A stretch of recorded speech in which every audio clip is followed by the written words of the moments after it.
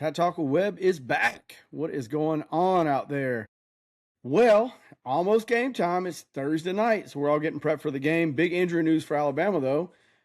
Both tight ends will be back. Danny Lewis Jr. is going to be, I think, more limited in what he can do just because of what his injuries. But Josh Cuevas will be back. That'll be a great thing to have him back because we need him. And he's a pretty decent pass blocker, but he's way better receiver. So glad to have him back. I also saw something cool today that we may go after in the transfer portal. A transfer guy named Carius Kern from LSU from the 2025 class, 4-star overall, number 75th player, number 3rd interior offensive lineman, and one play or first or best player out of the state of Arkansas. So it would be a great get, because we're looking at losing some guys. Like I said, we're looking at Proctor being gone, Dewberry being gone, Vandermark being gone, Roberts being gone. Brailsford may come back, but if he's got a high grade, I assume he's just going to go. So that's something to look at. He's a pretty decent player. Like I said, Kern has played 305 snaps. He got 3 sacks, 11 pressures, 63% on run blocking, and then pass blocking 58%. So looks to be a pretty good player. Could mature even more and do well. Somebody that we could probably pick up in the portal. And I'm sure that's a area of guys that we want to bring in more talent to pepper in next year. So I'm sure we'll probably look at bringing 2 to 3 linemen in offensively for sure. And depending on tomorrow's game, no, I'm just kidding. Either way, I think Coach K is gone as the offensive line coach. Everybody knows it. Saban said it today. One of the podcasts that, everything starts and ends with an offensive line. So obviously got to shore that up. Big game tomorrow, playoff game. Pretty excited about it. Either way, win or lose, just happy to be here. And, both teams are pretty matched up pretty evenly. I don't think the weather will have a big impact. Yes, it's a home game, obviously, for Oklahoma. So they do have that home field advantage. But the weather, it's going to be about 50 degrees at kickoff. It should only be about max 45 to 48 degrees overall. The winds, though, are predicted to be 21 miles an hour. So that can be tough on both teams. If you're one to open it up and throw downfield and challenge, that's a very hard thing to do. It may be more of a defensive slugfest, and it may be one of those games where kicking comes into play as well. But even 21 miles an hour, that's hard to kick. So that is a big factor as well, looking at the game. Some interesting stats, though, on offense and defense for Oklahoma and Alabama. Pass offense, Alabama's 21st. Pass offense, Oklahoma's 62nd. Rush offense, Alabama's 116th, and Oklahoma's 106th. Total offense, Alabama is 67th, and then Oklahoma is 88th. Pass defense, Alabama is number 6 in the nation. Oklahoma is number 31st. Rush defense, Alabama is number 36th. And rush defense for Oklahoma, they're 5th. Total defense, Alabama is 12th. And then defense total for Oklahoma is 9th. So this could be one of those old school games that's just a defensive slugfest.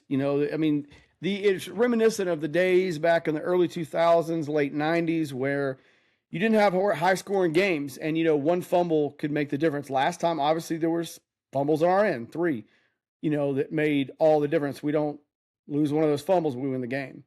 And, like I said, so it's one of those things, one of those deals, obviously, where I think both teams are it's fair to say, more defensive teams. Like I said, with the wind being a factor, that could take out all the passing from both teams. So, you may look at that game as a whole being just a ground slugfest. That's where your passes and your short slants because of the wind will come into effect for both teams. Like I said, it's going to be an interesting game. Obviously, more of a home game for Oklahoma because they're at home. I definitely think it's going to be more of a low-scoring game. I don't think it's going to be a high-scoring game. I think the wind's a huge factor. Obviously, if it rains, I think the rain, last I looked at it, could have changed since this morning, but it looks about a 30% chance. So that's a whole nother factor in the game. You get that ball wet, you get the field wet. That's a whole nother thing. You can practice for it some, but it does have a difference. I think Alabama is going to do more passes and slants and draws and things like that. And they'll be probably try to lean on the run some, even though we know Alabama the second half of the season, well, really all the season has not been a great run team. So we'll see how that goes and kind of going into it. I'm excited either way, win or lose. Excited to be here. Happy for the challenge. And then, just going to keep going whether we win or whether we lose. I don't think either team, I think it's a fair assessment. Neither team, regardless of who wins, is going to make a championship run. Everybody knows it. The four best teams right now in no particular order are Texas A&M, Georgia, Indiana, Ohio State. Everybody knows that. That's going to be right. That pool of four right there will most likely one of those four will win the championship. It won't be Alabama. It won't be Oklahoma. But hey, sometimes when you get in the playoffs, you got to have a few dented soup cans. You got Tulane and JMU and, Alabama and Oklahoma. It's fine. Hey, to be a dented soup can is great. Just get there and keep improving in the offseason, regardless who wins or who loses. And it'll be exciting to see. I think, like I said, it's going to be more of a slugfest, more of a dink and dunk game because of the wind. If there's rain, then, both sides are going to have to lean on the run. But excited because maybe both teams will be a little bit more healthy for this game, especially Alabama.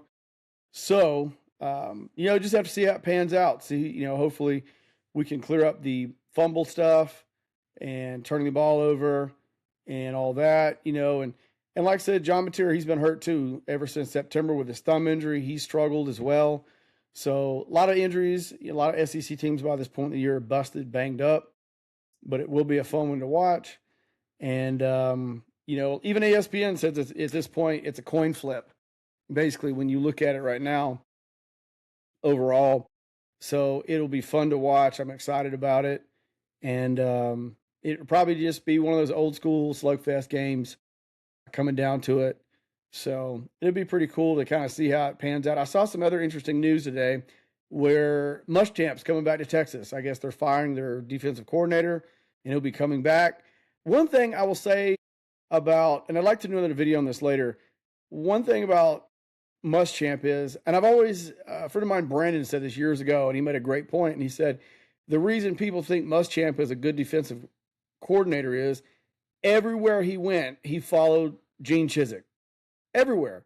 He would come in with his guys and kind of formulate it, the same formula, and then you would see over the time the defenses would go down.